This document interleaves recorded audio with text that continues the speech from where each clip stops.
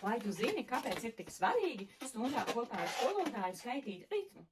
Un vai tu zini, kas tas tāds vispār ir ritms?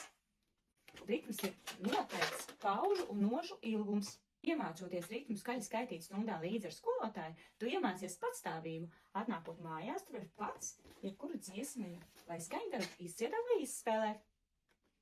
Skaties, es tev parādīšu.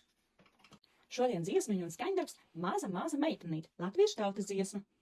Šis ritms mums ir ti, ti, tā, tā, ti, ti, tā, tā, ti, ti, tā, tā, ti, ti, tā, ā. Izplaukšķināsim. Ti, ti, tā, tā, ti, ti, tā, tā, ti, ti, tā, tā, ti, ti, tā, ā. Augšējo rindu spēlē labā roka, apakšējo rindu spēlē kreisā roka. Izritmizēsim ar rokām. Ti, ti, tā, tā, ti, ti, tā, tā, ti, ti, tā, tā, ti, ti, tā,